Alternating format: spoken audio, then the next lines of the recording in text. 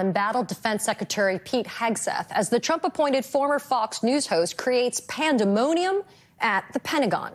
New reporting from The Guardian is laying out a contentious leak investigation that has led to internal rivalries and the narrowing of Hegseth's circle, including ousting Chief of Staff Joe Casper. The turmoil comes amid news that Hegseth set up an internet connection that bypassed Pentagon security protocols to use the Signal messaging app. And don't forget that second Signal group chat that included his wife, his brother, and his personal attorney. Hegseth may hope to show Trump he's a fighter, last night posting on X, quote, "never back down." But is he just too toxic to save? Joining me now is Hugo Lowe, a White House correspondent at The Guardian. Hugo, it's the last show. We had to have you on with me. You have breaking news that has come out in The Guardian this morning, within the hour. Share with us what's going on. Yeah, Katie, it's good to be on with you for one final time. So the leak investigation at the center of the Pentagon right now is an inquiry into whether this top secret document about U.S. military options for the Panama Canal was leaked to a reporter by Pete Hegseth's former senior advisor, a guy called Dan Caldwell. He's basically the suspect number one as far as the leak investigation is concerned in the Secretary of Defense's office. But the problem with the leak investigation is it's coming amid all of this rivalry and this interpersonal conflict and this office politics inside the Secretary of Defense's office, which has clouded the entire investigation. And it is basically reflective of all of the problems that Pete Hegseth has had in recent weeks. The fallout from this leak investigation has already gone to the point where his inner circle, his inside team, is down to basically three people. Number one, the acting chief of staff, a guy called Ricky Buria, who was until recently his junior military assistant. Number two is the personal attorney you mentioned, Tim Parlatore.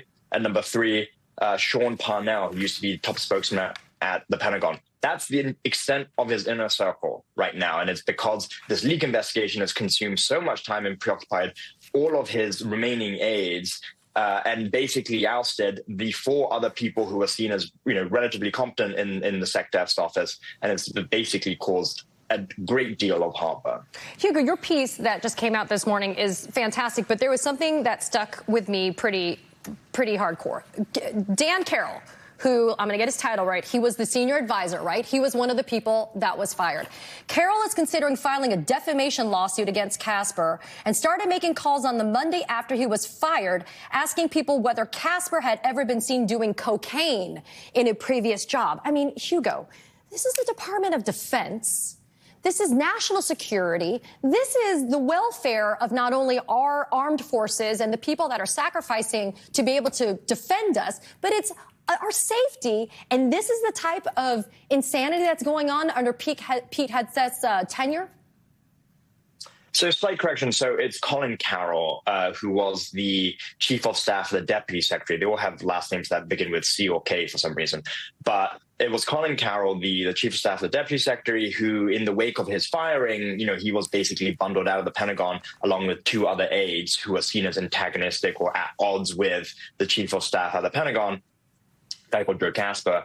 And what we have seen in the days since is this kind of continuation of their interpersonal conflict. And so the Monday after Colin Carroll was fired, he was fired on the Friday, he was busy calling up people around Casper's life, including his wife and his in-laws and kind of former clients, trying to chase down a tip that Casper may have been using cocaine in a previous job, and he claimed it was because he was trying to do research for his defamation suit. Now we should say, Joe Casper, the chief of staff who has since left that role in the wake of all of this as well, he has strenuously denied using any cocaine, and then when reached by phone yesterday, told us that it's so egregiously stupid that I'm, getting mired into this stuff. And how could I have held a security clearance for so long if I was actually doing drugs? But the wider point is correct. Like, this is all happening while the U.S. is in really fraught negotiations with, Putin over the Ukraine war, with the Iranians about their nuclear deal. And the Secretary of Defense's office is basically reduced to 3 people plus the secretary himself. And it is now starting, as far as we understand, to give people in the vice president's office, people in the White House, concern that the chaos over there and in kind of the front office of the defense secretary may cause problems down the road when it starts metastasizing beyond just inside the Pentagon. And, Hugo, I got less than a minute, but this is what I want to kind of emphasize with you. What shouldn't be lost in your reporting is the leak itself. It's a document, right? It's a memo. And within the memo, it's the contemplation of using United States Armed Forces, the military, to be deployed to the Panama Canal to be able to gain some type of control over that particular region. And so that is what was leaked. And that is the genesis of this investigation. But that also should give some cause for concern that there's this much chaos, this much turmoil, this much drama. People are sniping. There's infighting. Nobody's playing well in the sandbox. And the sandbox is supposed to defend us.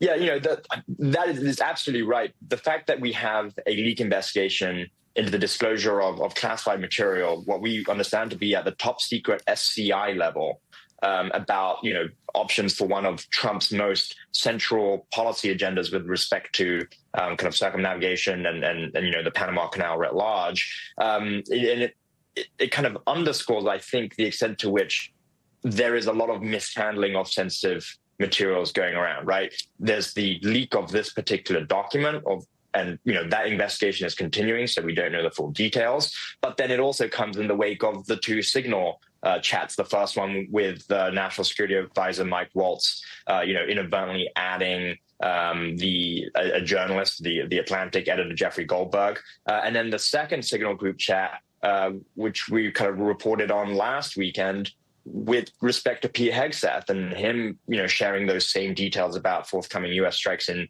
Yemen with people that included his wife. Hugo Lowell from The Guardian. I can always know that I can count on you to give us tip of spear on getting everything that's going on in this administration. Thanks for being here for our last show. I appreciate it. Coming up next, 100 days of disaster. MSNBC's very own Rachel Maddow joins me next to discuss Trump's first 100 days.